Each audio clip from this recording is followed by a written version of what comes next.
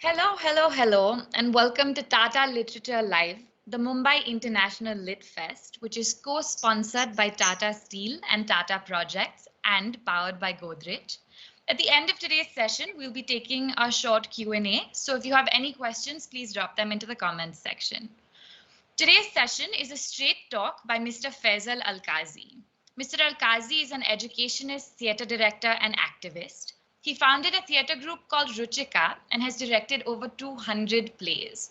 He's written over 20 books, the most recent of which is called Enter Stage Right, the Alkazi Padamse family memoir, which recounts the story of two families intertwined by a single love, theatre. I mean, he essentially had ringside seats to some of the greatest theatre productions ever. And now, to hear from him about what it was like to grow up around in that world. Over to you, Mr. Alkazi. Thank you so much. And I'm very, very glad to be here. I'm going to talk you through a bit of the memoir that I've just come up with, Enter Stage Right. This was something that was very suddenly commissioned by a friend who I've had for years, Renuka Chatterjee. She just literally walked up to me in a Diwali party and said, "You must write something about your family." And I thought, write about my family? I've never written that kind of book in my life. But I thought about it for about 6 weeks, and then I just decided to go in and speak to her. And I said, "What do you want me to do?" She said, "Well, it's up to you." But it's quite interesting because actually what happened was that within 6 weeks of starting to write, I found that I'd finished all of 10 chapters. Among the million other things that I do, I was getting up every morning at 6 and quickly writing a whole lot of stuff. And it sounded quite good to me. And that's how I started on this process of doing a memoir. So I'm going to talk you through a bit of it, just for starters.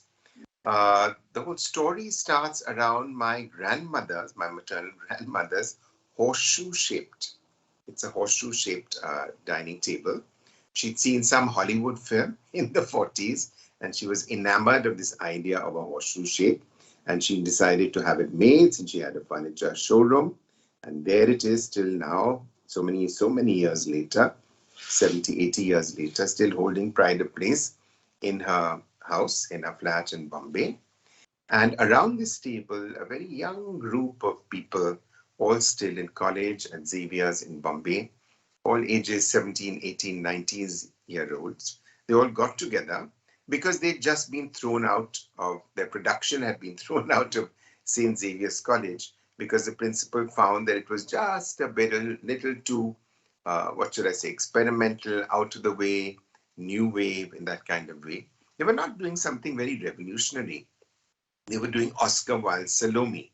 And Salome, you know, is a tough play. It's in verse, a very poetic prose by Oscar Wilde, not like his other plays. And a controversial part of it is this very famous dance of the seven veils that is done by Salome, something short of a striptease perhaps, in a biblical kind of setting. And then she asks as a prize for the head of John the Baptist. So my uncle, Sultan Padamsi, otherwise known as Bobby, was directing this play. He was all of 19 or 20. My mother, his younger sister, Roshan Padamsi, was in it. My parents were soon to be married within 3 years of meeting in this production. And that's how the theatre group started in Bombay. So thrown out of Xavier's for doing a play which was perhaps not just it, and doing this Salome and following it up within a year of a very different version of Shakespeare's Othello, starting with actually the murder scene. So the production starts with Desdemona being strangled by Othello, and then the whole play is played as a flashback. Now do remember this is 1943, and 1943 to do something like that, or even today, would be quite revolutionary. But they went ahead and did these plays, a young bunch, just out of perhaps their teenage years into early adulthood. But I think it's important to understand that India at that time was going through a very big transition because, as you know, in Bombay, there's a very big, the freedom movement was right there. 42, Quit India had been called by Jawaharlal Nehru, as you all know, at the very famous, or what is now August Kranti Maidan. And people were being arrested. Everybody was out of school and college, battling against the British. And Bombay was also in the throes of World War II. So there were a lot of expats, what we call expats today. So Bombay was very cosmopolitan at that time because a lot of Jews had left Germany because of Hitler's pogroms and come to Bombay. They were instrumental a lot, particularly in the art scene in Bombay. So it was, what should I say, a kind of maybe there was a huge churning happening in society. And art, as anything else, must always reflect, good art reflects what are the social concerns that we have around us. So 1943 was a moment when not only uh, the theatre group came into being, but also the wonderful Prithvi Theatre, headed by Prithviraj Kapoor, Ranbir Kapoor's great grandfather. And they went around India doing their plays, largely on themes of communal harmony, because already the big rioting had started before partition. And also that other wonderful theatre movement, IPTA, had started as well. And IPTA was very much doing, again, very kind of progressive plays. So you can imagine the theatre group with two other companies all starting the same year in Bombay. So you can see there must have been a huge audience for theatre. So that's where the theatre group came into being, and that's the beginning of my book, Enter Stage Right. And after that, just 2-3 years later, my uncle Bobby committed suicide. He was a very young gay man in a society which perhaps was not very tolerant of gay people at that point of time. And the mantle fell onto my father's shoulders, Ibrahim Alkazi, coming from quite a conservative Muslim family, largely growing up in Pune, moving to Bombay for college. Very talented theatrically, wonderful voice, and what should one say, a commanding stage personality. And already a younger member of the Padamsi family, that's Alec Padamsi, who you'll all know as a very major theatre person as well, was already 10 or 12 years old, 10 years younger than my father. My parents married and my father decided to make a career in the theatre. Perhaps one of the first people in India who decided that they would work on theatre specifically. He went off to England, and along with him were two very interesting people from the Bombay theatre and art scene. There was a very maverick artist, Francis Newton Souza. Perhaps you're familiar with some of his work. If you're not, do look it up, just punch it in, do a Google search, and all those wonderful images painted by Souza in the 40s, 50s, and 60s will pop up on your screen, and you'll see what a bold artist he was. The first exhibition that he did just before independence in 46, he started a group called the Progressive Artists Group in Bombay. And they had an exhibition in which one of the first paintings that you saw was a nude, full frontal nude painting by Souza. So, of course, the police came in, there was a big controversy. A plant was very intelligently placed just in front of the offending parts of that painting. And it was part of a battle that we still battle with, I think, all over the world till today, of just being very free in saying what we want to say and finding the apt way to say it. So Souza was with my father on the boat. Do remember, there were boats then, ships going to London. And along with them was the wonderful Indian poet, Nissim Ezekiel.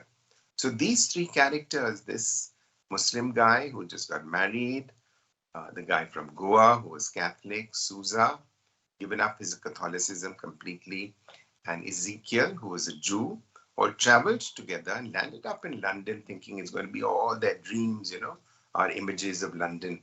But London at that time had just come out of World War II, and they came into a very broken down city because, a lot of the city was blitzed during World War II. The Germans had kind of carpet bombed the city. So there was rubble everywhere. It was still rations. Food was not available. People were home by 10 because they felt like a curfew kind of still existed at that point of time. And into this tumultuous, what should I say, geography came these 3, 4, 5, because Souza's wife Maria was also there, 5 Indians seeking to get a very thorough grounding in literature, in theatre, and in painting. And they stayed there together for about 3 years, the 3 guys sleeping in the same bed, scrounging around for food across London, full of a lot of fun stuff. They used to get up at Speaker's Corner at park, and where you could just come and talk about any kind of issue and just talk in some gibberish, making up some kind of a theme as they went along. So quite crazy, kept themselves afloat. A lot of Indian artists by then had moved to England, doing different jobs in the day. Tayyab Mehta was already there. He worked in a hospital in the morgue. Uh, Other artists from the progressive artists were there later on. Krishan Khanna, Akbar Padam Sen Raza. So it was a bunch of expat Indians who all came together and kind of were looking at new ways and means of expressing and what does it mean to be an artist. So with all these ideas buzzing around in his head, my father came back to India. And very soon, something that later has morphed into the National Center for the Performing Arts, NCPA. The beginnings of it were a small institute on Warden Road, Breach Candy, exactly opposite the sea. So that was the Bulamai Desai Center. And here it was fascinating because if you read my book, you'll find out in one room there'd be Hussein painting, already his famous horses and elephants and women and, the very simplified kind of silhouette of people. In the next room would be Ravi Shankar running his classes in sitar. The third room, very often Wahida Rahman, the very famous film actress, was waiting for my mother to finish her Bharatanatyam session so she could do her own rehearsal over there, because Wahida is a trained classical dancer. And a lot of theatre activity initiated by my father on the roof, in the open air, and also outside in the garden. So a lot of very interesting plays got done at that point of time. Very often plays that were very new on the stage. So first productions of, for instance, a lot of Anovi's plays, and the play that perhaps you all are all familiar with is Antigone. Anovi's version of Antigone, which is the modern version of the Greek classic. And also Theatre of the Absurd, the first Indian production of what we all now know as Samuel Beckett's Waiting for Godot. I was born, and I'm only born on chapter 11 of this book, when my parents had moved to a very bright, airy flat. And because they knew that they were going to be theatre people, what they did was they built a flat without walls within the flat. So it's just one large empty space with windows. And at a distance, you can see, of course, the Arabian Sea. So it's full of breezes. Bombay still in the early 50s did not need fans. So where we stayed, fans were put up much later. So you can just imagine, just open out the windows and the breeze kind of comes in. On the 5th floor, the whole house was used as a rehearsal room. So me and my elder sister, Amal Alana, we would just be lying on a kind of mattress, a gadda in a corner, sleeping, and my parents would be rehearsing, and it would be lines from, it could be Euripides' Medea, it could be Lorca's Yerma, it could be Tennessee Williams' Suddenly Last Summer. And within a few years of moving into that flat, my dad sought permission and built a theatre on the terrace. So like any other Bombay flat, it was like building. It was 4 flats to a floor. And of course, the terrace was the whole expanse of 4 flats and more. So he built a very simple theatre, very inexpensive, as all the things he did were largely inexpensive, seating 80 people. And as a result, because they only seated 80 people, they could run something like, 24 shows of a play as difficult to understand as Waiting for Godot, and just do it, repeatedly over several weekends over there. So lots of Bombay theatre got a lot of vitality. There was a lot of mixing between the Gujarati stage, the Marathi stage. Vijay Tendulkar used to come up to our terrace, see the productions. Girish Khanna's first encounter with Western theatre was up on our terrace, and very struck when he saw Anovi's Antigone and when he saw Strindberg's Miss Julie, his first experience of being in a theatre where lights could be faded, music could come on cue, everything was rehearsed completely to perfection. And that's where my father did a lot of his theatre work with a group, which was a breakaway from the theatre group called the Theatre Unit. And then early 60s, we moved to Delhi. My father had been invited by Pandit Nehru to take over the National School of Drama. And perhaps this section of his life and the NSD's life is very well known. What was fascinating when he moved to Delhi was, of course, he worked only in Hindi language theatre, which he'd already started in Bombay. But he searched for and found wonderful new Indian playwrights. And I think that's very important, not only in Hindi, but also very quickly Girish Karnad's first productions of Tughlaq were done in Urdu, in Delhi, outdoors, in the open air, at Talkatora Gardens. In a similar way, he did Mohan Rakesh's Ashar Ka Ek Din, which had never been presented on the stage, only presented as radio drama, in a small little courtyard in a part of Delhi called Kailash Colony. Just built a small little UP hut, and again, just 80 people in the audience. And then he did, which many people recall still in Delhi, a very big production of Andha Yug, which is a story which is after the Mahabharat War and the kind of terrible cataclysmic events that happened in the Mahabharat War. And he played it against the huge ramparts of a 14th century facade in Delhi, Firozshah Kotla. So my father worked a lot at moving out of auditoriums, moving into very new kind of performance spaces. Or even when he built theaters, and he built quite a few, they would be very intimate seaters, like today we call black box kind of theaters, where there'd be an audience of 80 to 100 people and facing a stage that was the same size as the auditorium itself. So you can imagine parallel spaces. Now we're used to a smaller stage and a larger space for the audience, but this would be the same amount of space for both of them. And it was here that he did a lot of very interesting plays, and he pulled in a lot of new talents, not only on the stage, but also called in people from around India, folk performers. He called in people who designed and wrote plays from Western traditions. He called in students who'd been with Bertolt Brecht, a very important person in the theatre scene, and in the first among the first set of plays by Brecht in Delhi, Caucasian Chalk Circle being the first of many, including Trapani Opera and many others. So there was a vitalization of the scene, and I think the vitalization was very interesting because it brought very new voices and a kind of seriousness, and perhaps the idea for the first time of taking acting or direction or lighting or stagecraft or playwriting as full-time kind of theatre careers. You can make a career in that kind of way.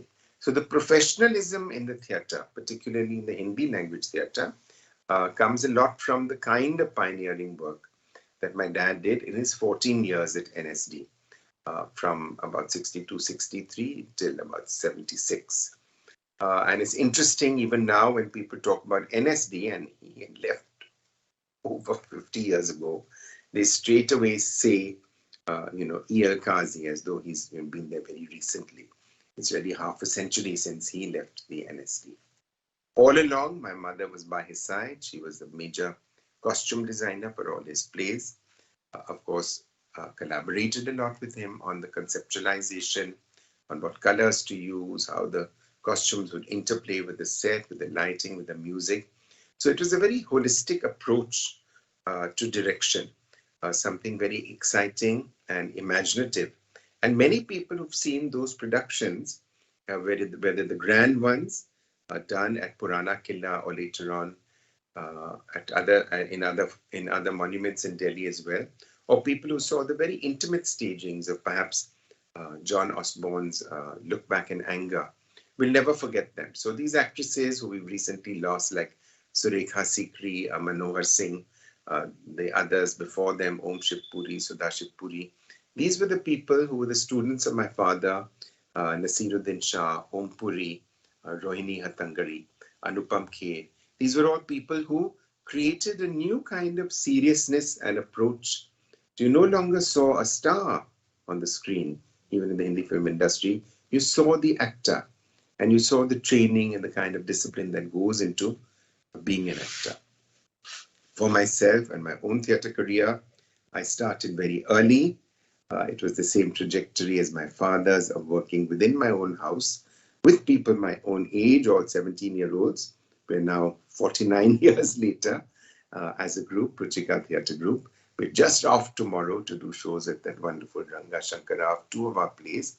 One is a historical, Noor, which I've written on the life of Noor Jahan, and just looking at gender politics and issues of sexuality and identity in those times in 16th, 17th century India. And the other is a very contemporary play called We Need to Talk About Dhruv. And that deals with the whole issue of social media and young people and the kind of very often senseless crimes we see committed by kids and doing away with other kids or violating other kids in some way. It's again a very thought provoking kind of play. And from the start, our group has tried hard to work on doing themes that we feel are of the relevance in the here and now.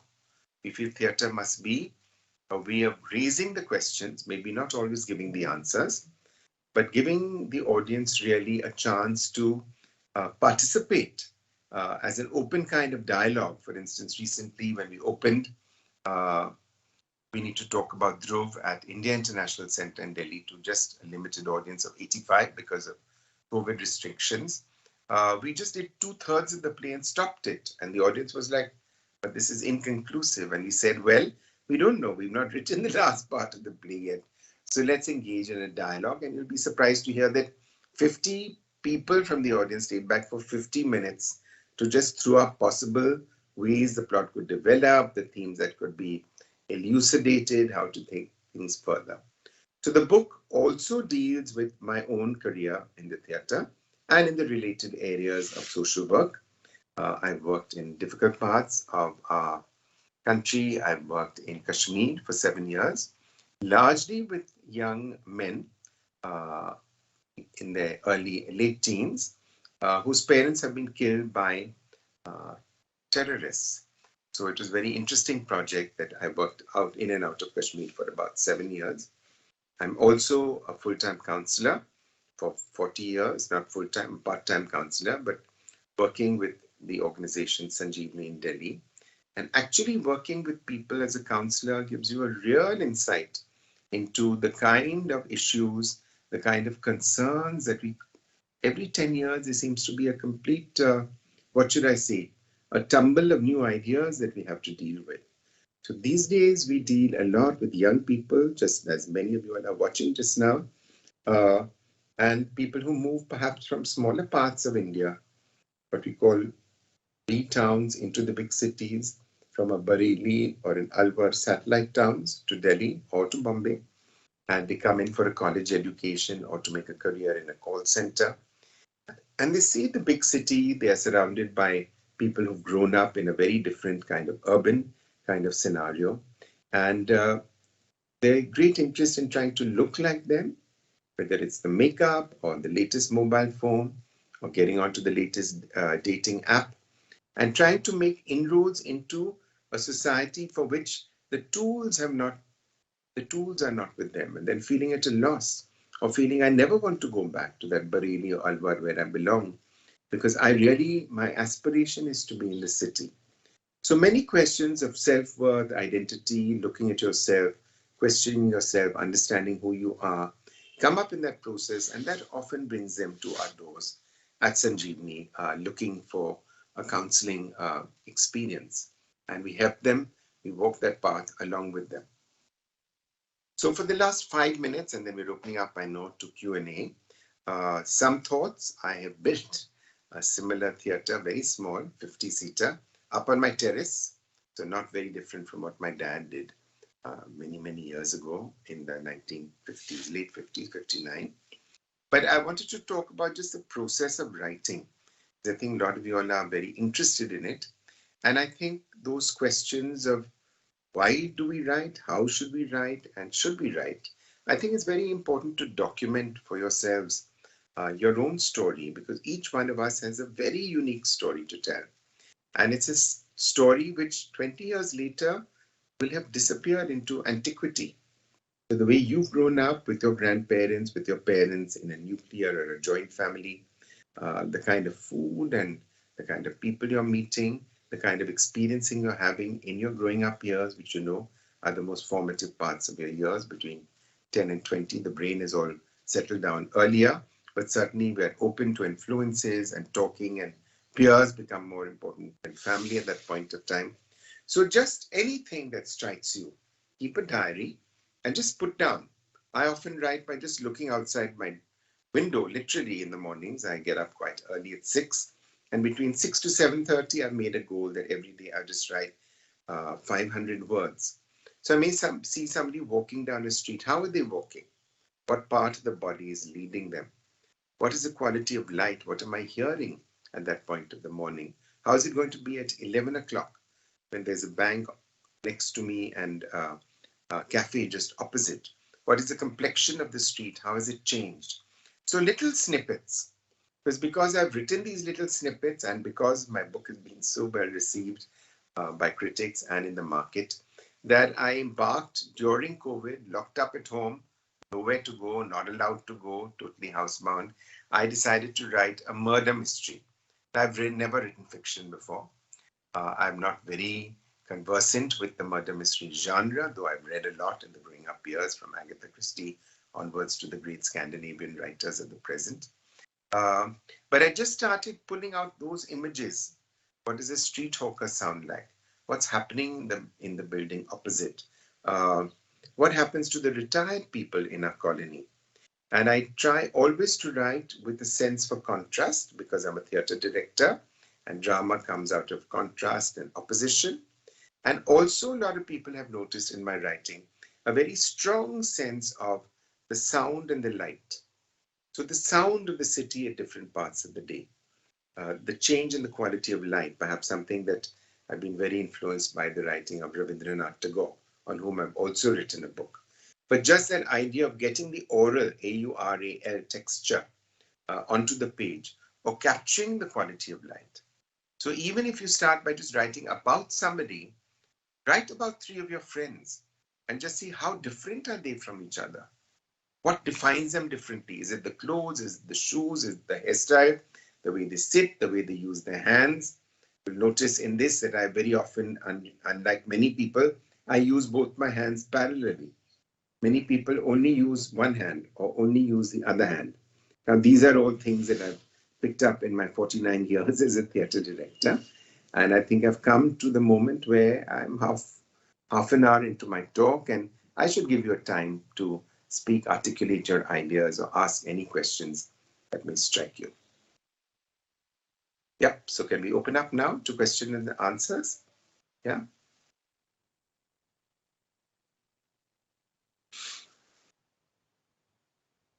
Hello, yes, thank you. That was so fascinating. I feel like if I didn't know better, I would have thought I dreamt all of that up. Okay. So the first, Unusual childhood. sorry. The first question that we have is you mentioned working with orphaned youth from Kashmir. Would you say that theatre can be cathartic or healing? This is a question from Divya Garg. Well, I think that's a great question, Divya. I must say, because of the cultural construct of Kashmir, it was not possible to do a lot of theatre work with them. But of course, so much of the preparatory theatre work that we do improvisationally or through theatre games or getting people to write or do word associations, a lot of that I built into my work with youth in the valley. The theatres are all shut in Kashmir for 20 years now. They opened after 18 years and it was a very, very emotional moment for the whole of Srinagar where local groups were performing for a week and me, Ila, Arun and a couple of others have been invited to be there for the opening of this theatre. And it was opening after 18 years. It was a very strange moment. So certainly in other settings where I've worked with people, perhaps with kids in jail in Bombay, in Matunga, yes, theatre can be both those things. And I think it's through a process of catharsis expressed through theatre games, the process of healing begins. All right, thank you. The second question is there a difference in what audiences want to watch in cities versus rural areas? Can theatre be a bridge between the two? This is a question from Rajiv Mehta. Okay, Rajiv, wonderful question. Yes, there is a huge, unfortunately, huge kind of cultural divide between the rural and the urban, not only in India, but in many parts of the world. So the kind of folk performances that are so vital, for instance, Ram Leela traditions, or many traditions, there's a wonderful Kuvagam tradition, which is there in Tamil Nadu, and similar performance traditions of the Northeast around the festivals that they have. So those very often are age-old myths being reenacted every year with the idea of propitiating a god or hoping for a better harvest or something tied with the annual life cycle of actually people living in a village. Theatre in the city tends to come more from largely a Western tradition, either seen as very light-hearted entertainment, which Bombay, as you know, is full of, where you'd have a lot of comedies, light-hearted or murder mysteries, or something where you can just go and have a laugh in the theatre with perhaps a lesser-known TV actor playing one of the main roles. And another kind of theatre which many of us professional theatre people practice, which is much more a question of dissent, change, looking at, questioning, reminding, raising questions. And there is, unfortunately, there was a big divide. Also, languages can tend to divide, because I may want to do something in Hindi, but in different parts of Bihar, I'd have to perform in different types of Hindi, because every 100 kilometers in our country, there's a different dialect that is spoken, you know. So these become the constraints. But if somebody like Prithviraj Kapoor could do it in the 1950s and early 60s with Prithvi Theatre, why not? Why not that we have traveling groups, of which we have very few at the present, that are able to do plays that reach every person in our society. But I don't think at the present there is that kind of form. Perhaps to some extent, limited extent, street theatre has played that kind of form. But we know street theatre is always just raising a pertinent kind of issue, though often very innovatively. My good friend Saftan Hashmi, who really pushed this in a big kind of way. So there is no theatre that unites the urban and the rural, as an answer to your question, Rajiv. All right. The next question, and I hope I'm pronouncing this right, I'm sorry if I'm not, but is from Xavier Jabraj. The question is, what is your opinion about Indian dramas in the scholarly curriculum and the importance given to Western dramas and its greatness? Do Indian dramas have importance in Indian schooling? Well, that's a great question. I know a lot of English literature now taught at the undergraduate level. Includes certainly some of Mohan Rakesh, very typically Adhe Adhure, Halfway House in English. Some have also gone into some of Girish Karnad's plays as well. I think Haivadan is taught as part of the English language curriculum in some parts of India. Certainly, when we talk about Western drama, we talk about a huge tradition. We're talking from the Greeks, and the Greeks, we must remember, are 300 BC. Okay, not before COVID, but actually BC.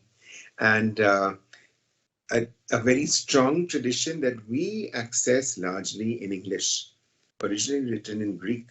When we think of the other greats, we think of Ibsen and the Norwegian playwrights.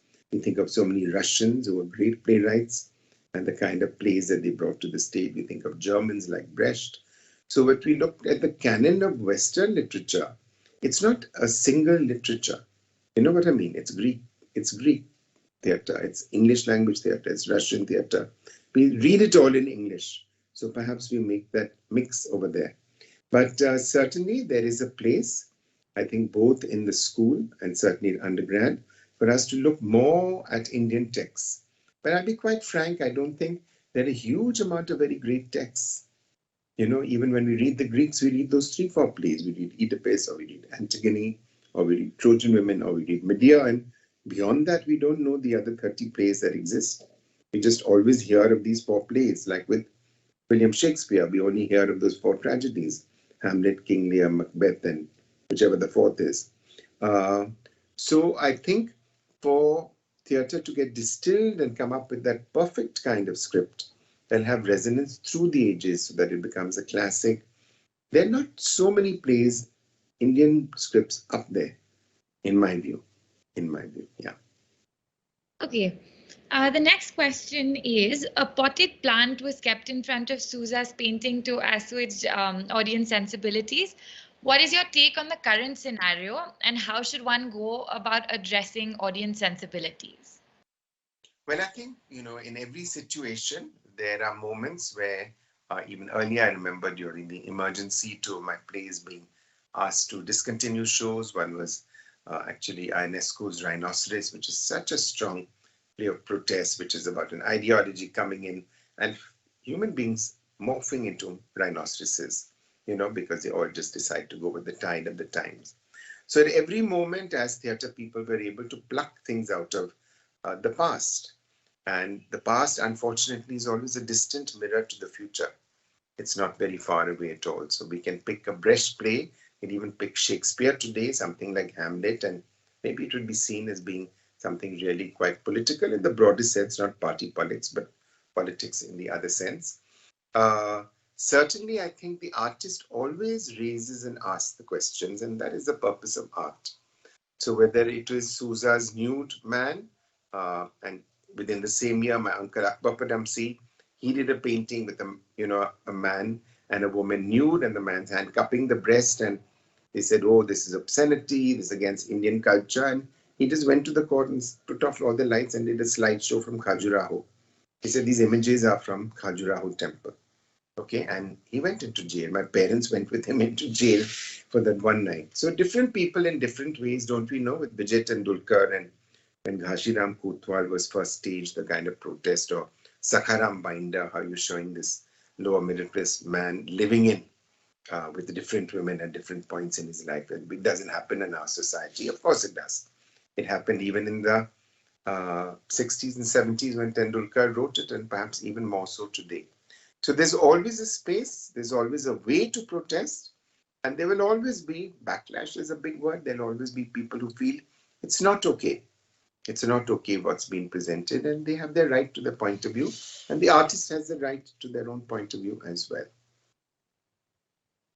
All right, that was a question from Kannan, so thank you. The next question is from Radha Sood, which is, can English theatre ever be grassroots theatre in India? Well, it's so interesting, no, that English is so now widely spoken, of a kind, of a kind. And we've seen it, of course, in all our stuff on the OTT platforms. We see this wonderful mix of Hindi and English, what we used to call the Zinglish or Hinglish as a word. But now it's become very much a language in which people think, talk, and express themselves. So many words in Hindi. You know, we have this wonderful word in Hindi which doesn't exist in English, which is foundation. So, what is a foundation? It's somewhere between a border and a foundation. Okay? But that very Indian word, how we use in all our languages, we use the word wo normal nahi hai. Maybe there's no Hindi equivalent to normal. Thoda sa adjust kar lijiye. Okay? Adjust is again a completely Indian word. So I just wish more playwrights were writing in the spoken language of people today. And I think even in the language of young people with the thousands of abbreviations that we have to deal with all the time. And sometimes people of my age are at a loss, what's this latest FOMO and XYZ kind of thing. But I think it gives such a vitality because language must be the spoken language of people. And yes, in India at the present, a lot of the spoken language of people is English. It is English. So just as writing has changed, and now we accept. When I grew up, there was no Indian writing in English. They said it's rubbish. You can't write in English and express an Indian theme. And only after Midnight's Children in the 80s, with and then so many people who followed that up with beautiful writing, so evocative, we find we can create, whether it's a Madurai Hamlet or whether it's some village in the northeast or something in Rajasthan, we can capture that nuance in English. After all, as I said earlier, we know the Russians only in English. Anna Karenina was not written, and it's supposed to be the greatest novel ever. Not written in English. And so many of those novels, we think Dostoevsky, oh my God, Crime and Punishment, Greek writing. It's not in English, it's in Russian, through very good translation. So I think English can be a very good medium in which to communicate. Because once you get into Hindi, I know for myself, I do so many plays in Hindi. But once I've started going regularly south to Chennai and Bangalore every year to do my shows, I know that an audience is not going to come to see a Hindi play very readily. You know what I mean? There'll still be that reservation. There'll be the barrier. Can we understand? Can we follow? So it's limited then. And I know if I do something in English, I can perform anywhere in India, including taking my plays perhaps to Shillong or Guwahati or somewhere like that. And they'll be totally understood. Right. So the next question is actually very interesting. It was asked a lot, I think, when the pandemic started and theatre took a hit. So Anika B asks, in a rapidly changing world where technology is changing the way we connect with performing arts, how relevant will theatre remain in the coming years? Well, I think we're already out of that, great fear of the pandemic. And I know for myself as a theatre group, Ruchika, we did 39 productions in those months on Zoom. 39 plays. So we picked up a lot of short plays by Arthur Miller, by various writers from around the world, typically 40, 50 minutes. Did about 5 or 6 rehearsals with scripts, and then used a lot of Hindi short stories. We did the very famous Tisri Kasam by Renu. We did the very famous Nirmal Verma's Zindagi Yahan Aur Wahan. And it's amazing that just those 39 productions, which are on Zoom and which are on our Facebook page of Ruchika Theatre Group, they have been seen actually by 25,000 people. If I'd done that many shows of any play, I would not have got to 25,000 people in something like a 9-10 month period. So we just decided in May last year that let's not lose out on this because it seems to be here for quite some time. And we started doing plays. And then as time went on, Kokila, we got more ambitious. And we even did the whole of Chekhov's Three Sisters on Zoom. We did an act every week, and each act is about half an hour. It was a great challenge to recreate, Russian gentry of the 1890s and the costumes and the setting and the lighting and the playing of the scenes and then splitting the screen as we are just now both on the same screen. We would do scenes with people like this or with 4 people together and actually pull it off and people felt they are in the same room. How have you managed the looks and match the lighting and the background and everything? So I think there are lots of possibilities on Zoom. I must say I got fed up after doing 39 events. It was a lot of pressure. It was very challenging. It was wonderful, but there was an end to it. So we stopped doing that. But then in-house in our group, those events were typically seen by between 70 to 150 people live. And then everybody was later who saw it on Facebook. And similarly, we've done a set of play readings. So I think, yes, this medium that we're on just now is here to stay. How we use it. But theatre is all about the live, lived experience. When you see an actor breaking down on the stage, or you hear those great voices and ideas and thoughts coming across live from an actor on the stage, is a big, it can't be replaced by cinema or television or this medium. So you're sharing the same space as the actor. You're breathing the same air, and that's crucial to the theatre process. Nice. Okay, our next question is from Rajiv Mehta. Is there a difference in what audiences want to watch in cities versus rural areas? And can theatre be a bridge between the two? I think the question, very similar question, was asked earlier. Exactly this question. Rajiv had perhaps asked it earlier as a second or third question. Yeah. So the themes would tend to be different. Yeah. The themes would tend to be different because of the lived realities of both the groups. And I think the closer theatre is to the lived experience of people, the more resonance and the more vitality it has. So certainly the themes would be different. I don't know how big farm protests would be in a big auditorium in Delhi like Kamani Habitat Center or at St. Andrews in Bombay, whereas perhaps maybe in a rural area where many people come from, dealing with those kind of questions, it would be different. Maybe something around live-in relationships and social media and all would be a much more urban theme than a rural theme. So yes, there are themes and themes, and one has to think who is the audience. And my thing is always I play to a paying audience. I'm not a festival theatre director, only for festivals. So people who buy tickets and see my plays, I want them to feel, oh my God, that's my story up there on stage. I'm not looking at the life of some villager somewhere else or somewhere else. Of course, I do a lot of international plays as well. We're working on a Chinese one. We're working on something from the Mahabharata in the present. But what's the resonance for the person sitting in this auditorium today? The question we ask as directors is, this has happened to me. Has it happened to you too? That's all we ask in theatre. All right. Well, thank you so much for this absolutely wonderful session. I am so grateful that we got to have this experience. I've learned so much from hearing you speak, and thank you to our sponsors. Thank you to Tata Projects and Tata Steel This session is powered by Godrej. We're going to continue with many more sessions, so please do check out the website. And if you want to spend some time in a virtual bookshop, please head on to landmarkexsite.com. Thank you so much to our audience as well for being here.